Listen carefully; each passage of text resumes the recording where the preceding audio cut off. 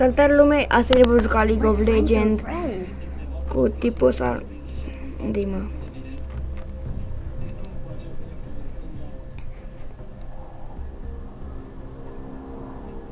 Okay.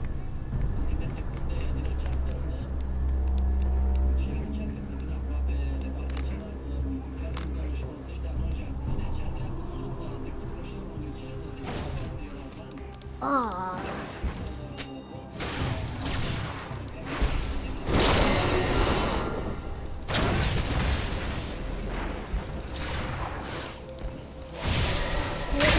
So bad.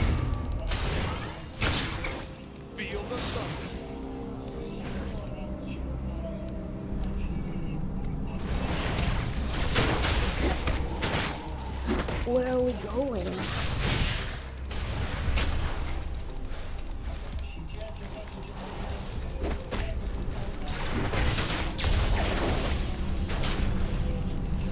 Okay. First blood. Ok.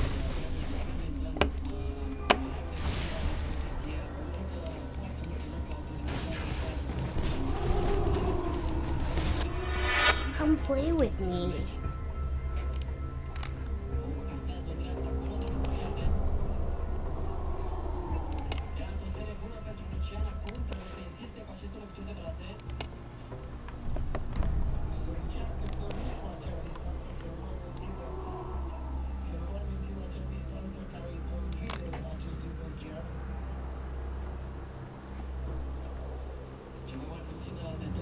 Ah.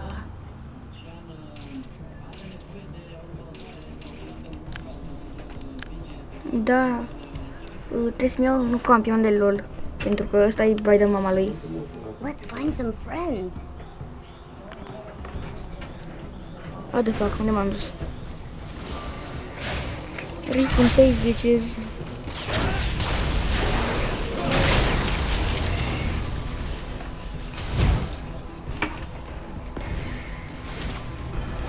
Come play with me.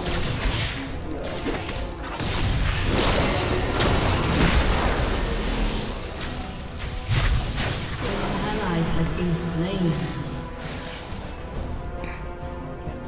Nu pot mă obișnuită. Enemy double kill. Ace. Dacă știu unde sunt. What the fuck? The fuck I am? Shut down. Let's find Ce some dracu friends. am mea, ce campion mama lui, mă. Doamne, ce campion tu mea lui, de...